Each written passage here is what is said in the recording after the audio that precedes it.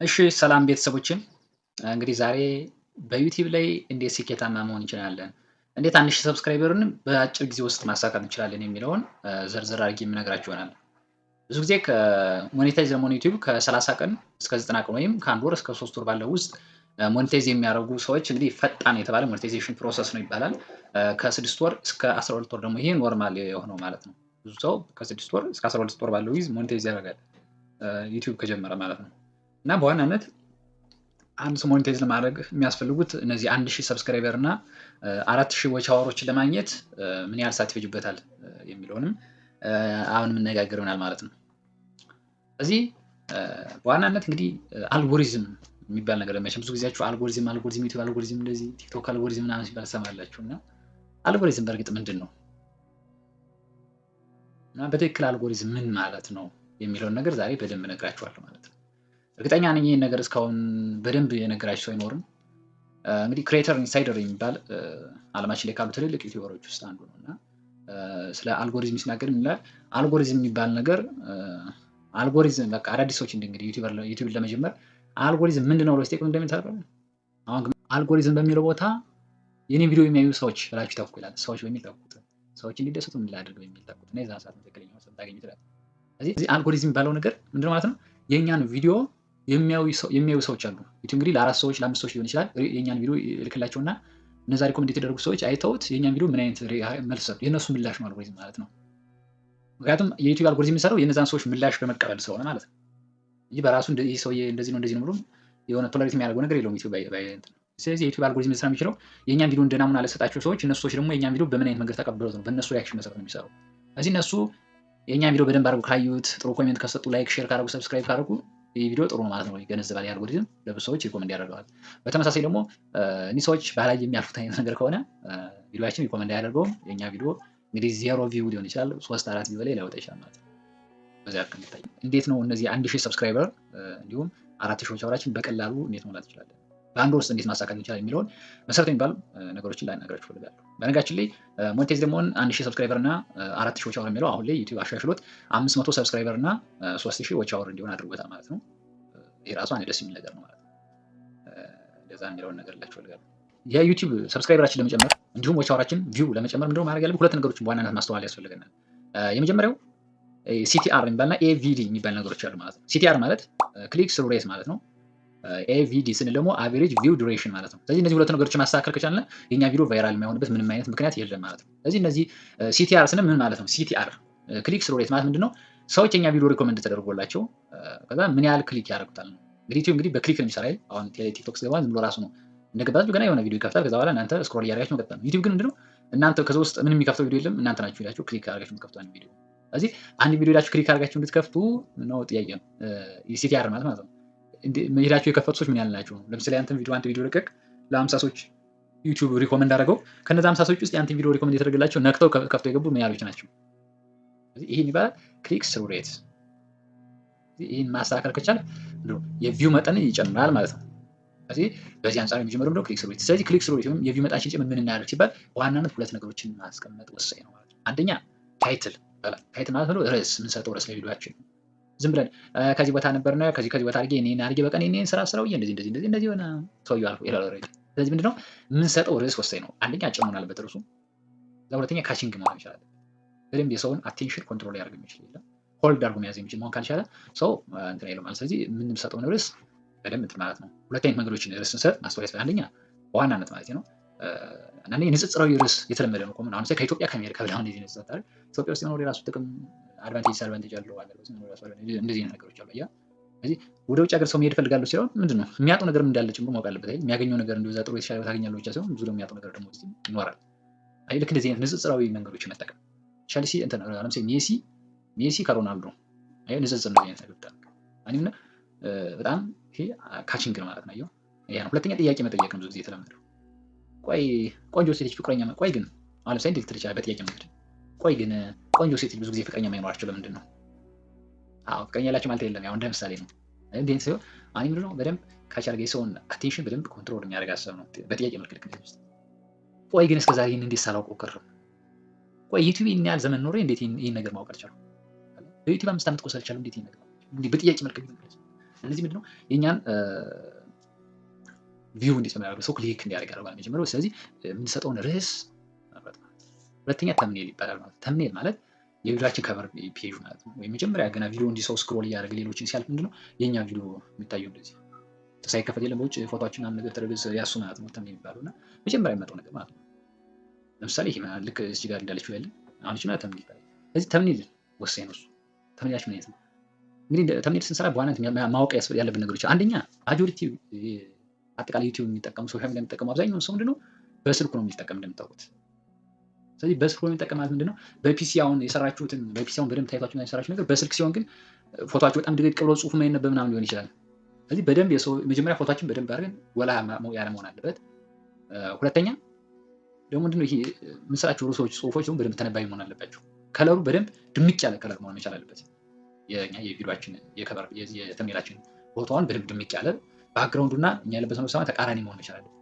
ከዛ ከተምኔል የምንጽፋቸው ጽሁፎች ደግሞ በሁለት አይነት ከለር በዋናነት ተቃራኒ የሆኑ ከለሮች የሚይዙ በደንብ አቴንሽን ወይም ትኩረት የመሳብ ዕድል ይኖራቸዋል። ስለዚህ ከቨር ይሄ ተምኔሉን በደንብ ጥንቃቄ መስራት ነው።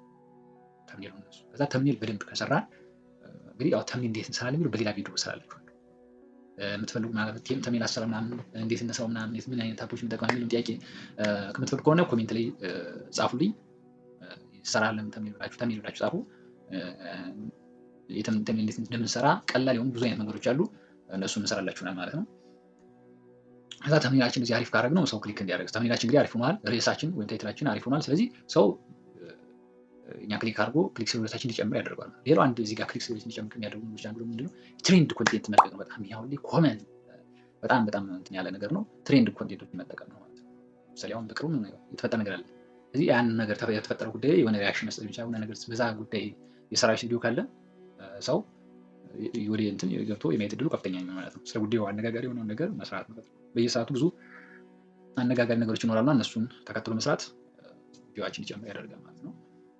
ስለዚህ በዚህ የምናደርገው እንግዲህ አሁን አጠቃላይ ክሊክ ስሩ ሬት ምንድነው የኛን ቪዲዮ ክሊክ አድርጎ እንዲገባ ነው። ከዛ ውጭ ያለው ደግሞ ቀጣዩ አቨሬጅ ቪዲዮ ዱሬሽን የሚለው ጋር ነው ፕሮሰሱ ነው። ስለዚህ ክሊክ ስሩ ሬታችን በደንብ ካሳደግን የኛ ቪዲዮአችን በጣም ጨምሯል። ሰው እየገባ ነው። ግን ገብቶ 1 ሰከንድ ቆይቶ ሊወጣ ይችላል ወይም 2 ሰከንድ ወር 10 ሰከንድ 20 ሰከንድ እየገባ ቪዲዮአችን ሊወጣ ይችላል። ስለዚህ ከኛ ካች ሆልድ አድርገን እንዴት ነው መያዝ የምንችለው?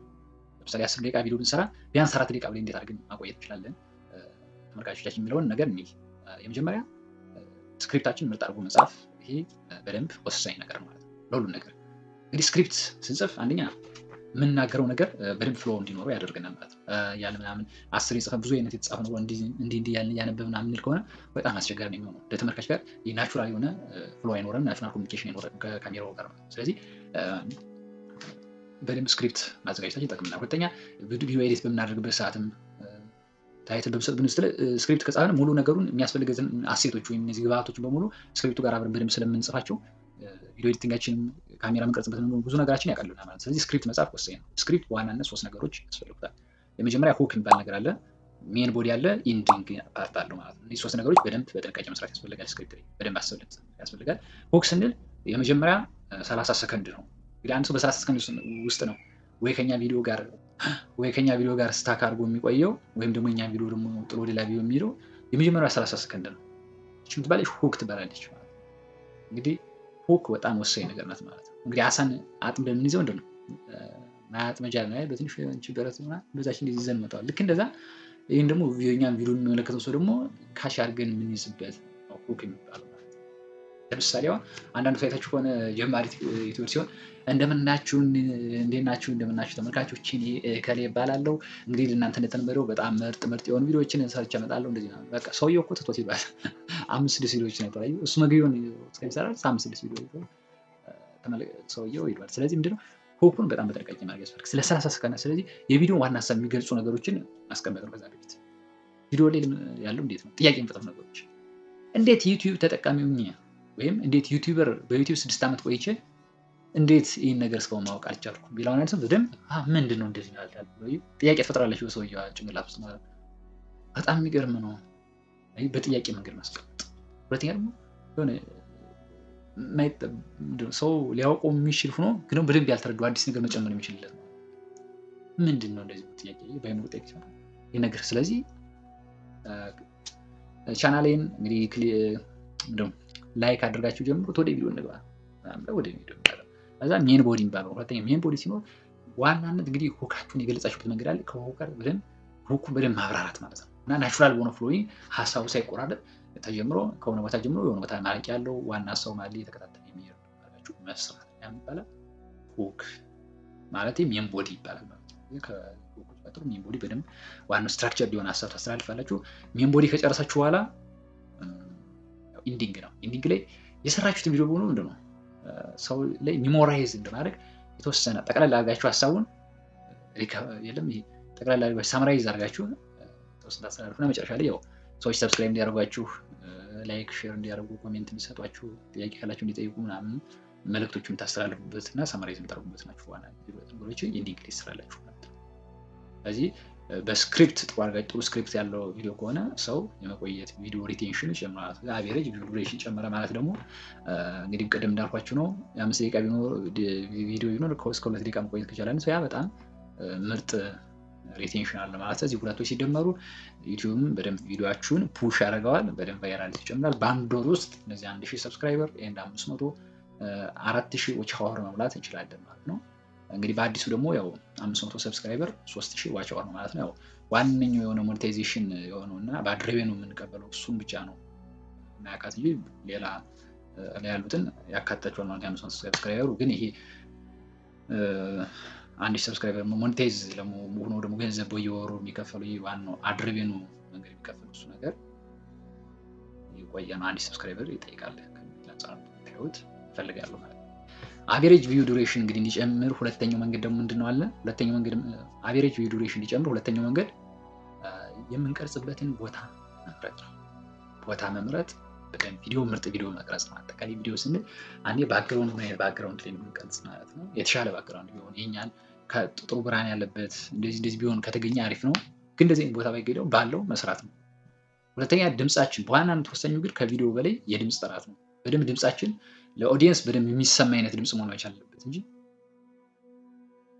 ቪዲዮ ድምጻችን የማይሰማ ከሆነ ምን 10 ምርጥ ቪዲዮ ቢቀርጽ ራሱ ምን ሰው ሊያርክስ መጀመሪያ የሚሰማው ነገር ግን ቪዲዮ ራሱ ባያምር የሚሰማው ነገር ጥሩ ከሆነ ግን የተወሰነ ሰው ኢንጌጅ አድርጎ ሊቆይ ይችላል።